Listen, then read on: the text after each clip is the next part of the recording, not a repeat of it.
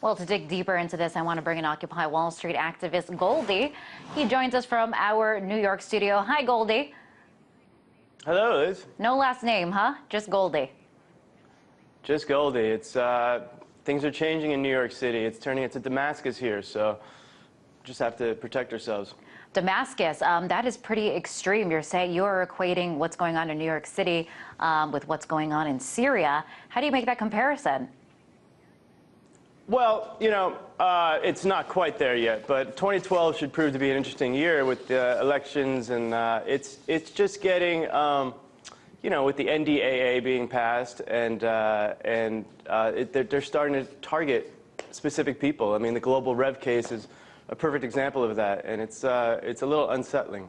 Now, what exactly happened with the Global Revolution TV? Why was it taken down?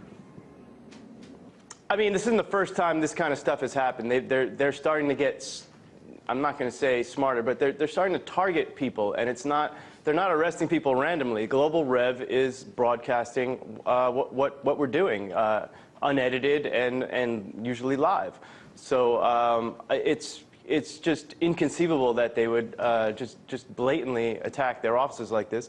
And I think it's completely unacceptable. It's supposed to be the land of the free, but this is why they're trying to shut down our information source, because the media doesn't really cover it, except for you guys. Thank you very much. But the media doesn't really give us justice or proper coverage. So you think that the police targeted Global Revolution TV and they wanted to take it down? Yeah, they're targeting certain activists by their name, not by their actions. I mean, we're getting arrested in ways that are not based on our actual actions at the time. They're based on our names. So it's getting a little crazy out there. What justification did they give you for evicting you?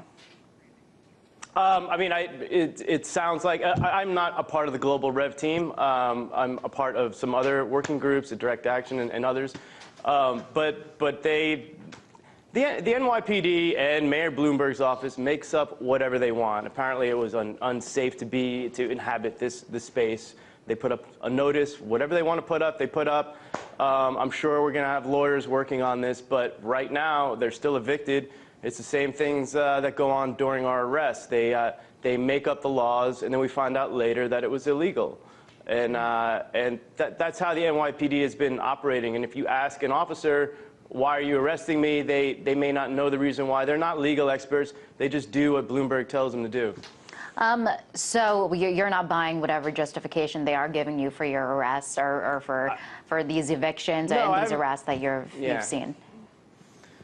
No, of course not. Since day one, they've been bending the laws. Get on the sidewalk. You can't be in the streets. Get off the sidewalk. You can't be on the sidewalk. It's just, you know, they'll arrest you for absolutely anything they feel like arresting you for. Now, do you think it doesn't make much sense? Do you think that the police this is an attempt for police to silence the movement? And would you go as far to say, I mean, if they're trying to take down a media site, that this could be called censorship? Yes, I mean, you know, when we got evicted on November 17th, on November 15th, there was a media blackout area. There was no media allowed and no people allowed, and the trains weren't running. I mean, it was like it turned into Baghdad down there. It's the same things we do overseas. We're slowly starting to move those actions, those policies, the way they work overseas. They're going to start doing that here, and that's why we're seeing these sort of targeted arrests and targets. Targeting people. It's definitely turned from a protest into more of a war, it seems like, the tactics they're using at least. And Goldie, I want to talk to you specifically about this media outlet, Global Revolution TV, and where they fit into the media world. What were viewers getting when they were turning into this media outlet versus what they were getting in the mainstream media? Well, they were getting, in the very beginning, at day one, they were getting the only news outlet we had. We weren't being covered. For 7 days, we had zero coverage, no matter how much we yelled and screamed that, hey, we're occupying a park. It's very unique in America. Come see this. And no one came to see us, except Vlad was running around with his laptop and streaming that stuff live, and it got more people involved in the movement when they found out it was happening. So that was our only voice in the beginning.